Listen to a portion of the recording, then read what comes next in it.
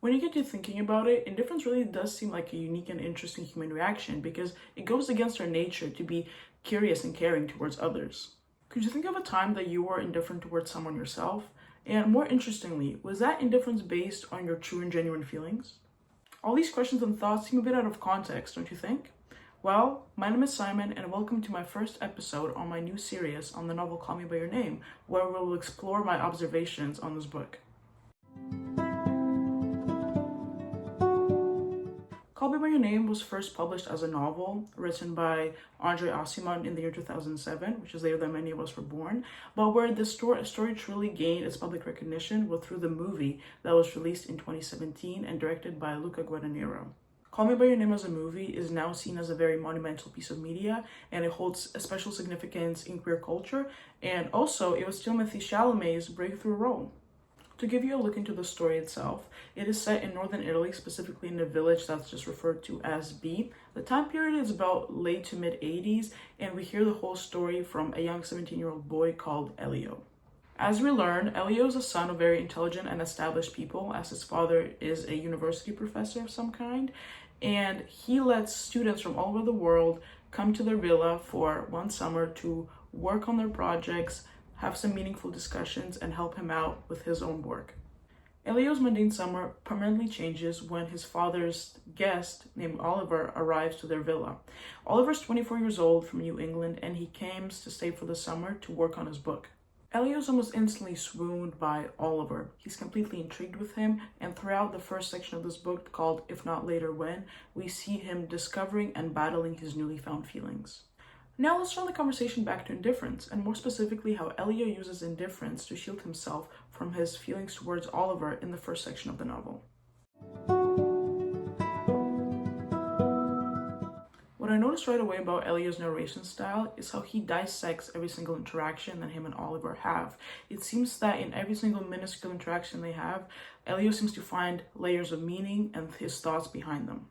Elio's deep observations can really be seen when his first physical contact with Oliver occurs. Everyone is out playing volleyball, and Oliver comes up behind Elio and kind of starts petting at his back and massaging it.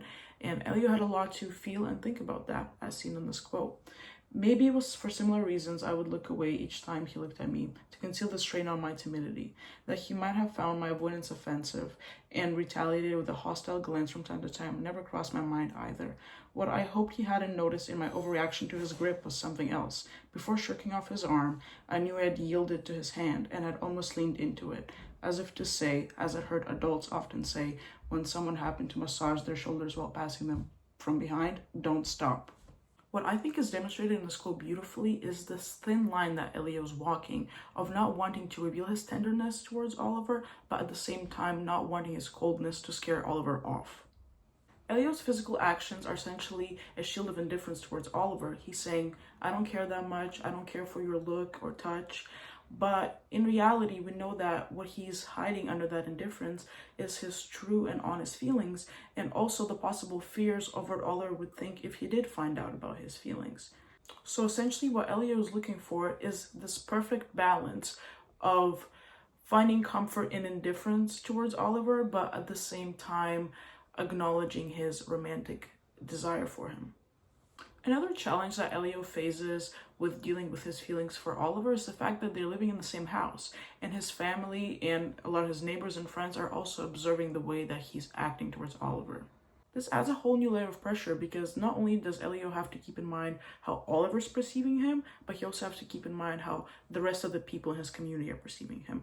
And I think this is really well said in the quote that states, for someone known to love spotting defects in everyone else, I derived a certain satisfaction from concealing my feelings towards him behind my usual indifference, hostility, or spite for anyone in a position to outshine me at home. Because everyone liked him, I had to say I like him too.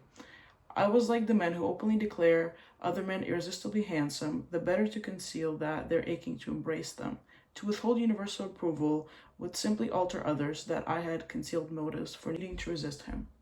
Through his words, I actually think that Elio describes to us how to keep a perfect secret, because he knows that completely denying and rejecting Oliver would bring up even more suspicion from the people around him because he's so incredibly beloved by everyone else. Although Elio acknowledges that his preferred way of going about this was just to be completely indifferent towards Oliver, he knows that agreeing with everybody else is what's going to mask his admiration.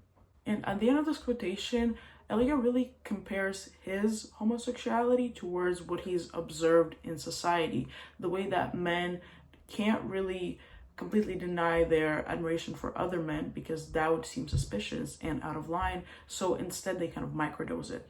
So as we gather from Elio's observations, you have to have just the right amount of indifference and a shield to your true romantic feelings in order to not stand out of line in society and to not have other people suspect that Elio might be having feelings for Oliver.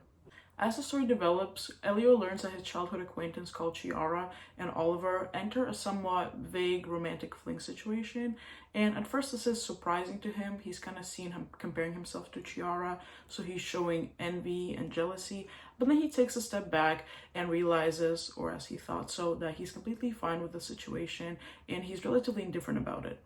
As time goes on, we see Chiara and Oliver getting progressively closer as he starts hanging out more with her friends rather than Elio and his family.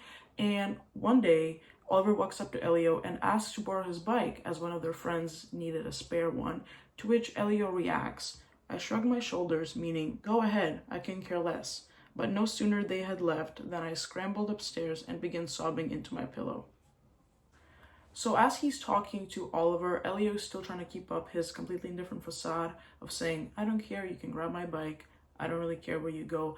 But then with his immediate reaction afterwards, we see how excluded he feels and how that jealousy and that envy and that heartbreak comes rushing back to him. I think we all know that there's a unique possession you experience towards a romantic partner in comparison to your friends. As with a lover, you really do feel like you don't want to share them with anybody else, which is exactly why the weight of his possible replacement for Chiara is weighing heavy on Elio's mind, because that is his biggest fear, to be replaced by another person when he knows that Oliver is the one that he wants to be romantically with. As Elio is seeing Chiara's and Oliver's connection progress, he starts feeling all those feelings that I just described, and of course his facade of indifference comes crumbling down. As Elio's thoughts and feelings of possessions towards Oliver begin to increase, he also begins worrying about him while he's not there. When Oliver begins living his life more independently and outside of the villa, Elio expresses his concerns. Since my parents never paid any attention to his absences, I thought it was safer never to show that they caused me any anxiety. I mentioned his absence only when one of them wondered where he'd been. I would pretend to look as startled as they were. Oh, that's right. He's gone so long. No idea. And I had to worry to not look too startled either, for that might ring false and alert them to what has been eating at me. They'd know bad faith as soon as they spotted it. I was surprised they hadn't already. Of course, by now we begin noticing this pattern of Elio not wanting to openly express his care for Oliver, as that might cause people to ask him questions, and he does not want to stand out, so he's looking for this perfect balance of indifference and interest. However, this quote also reveals two very crucial parts to the story, especially as we're approaching to the end of this section. We notice that Elio is beginning to gain a deeper sense of care for Oliver, and also how this shield of indifference is growing wary on him. Being so truly concerned with where Oliver is when he's not in the house shows that Elio is constantly thinking about him. He's thinking about the people he's hanging out with and all the other factors of his life outside of this house. This is telling us that Elio is gaining a deeper sense of care for Oliver, and he almost wants to be involved in his life permanently. And also, in the last couple sentences of this quote, Elio reveals that he's quite surprised that despite their close relationship, his parents have yet to discover his feelings for Oliver. Now, this is a very interesting statement for someone who spent a whole entire section of the book trying to make sure that his feelings are not discovered by anyone else. And I think he's stating this because he's realizing how wary this is growing on him and how heavy all of this has become. And in a way, he wants to be found out so he can finally share his thoughts and experiences with someone and not keep it all inside. It's interesting to see how Elio no longer finds so much satisfaction in keeping up a facade of indifference, and this is making me wonder if he's going to proceed with this in the next section of the novel. It It truly amazes me how this book is able to transport you into a mind of someone who's completely lovesick and thinks about a different person's actions and words 24/7. I believe that Elio's Shield of Indifference reveals a whole lot of dimensions about his life. It tells us about his relationship with his community, parents, sexuality, and his envy.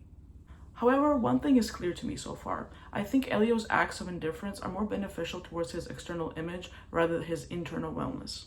But what do you think? After hearing all the reasons behind Elio's actions, do you think that his indifference towards Oliver is justified? Would you act the same in this situation? Please let me know your thoughts, and thank you for sticking around. See you next week.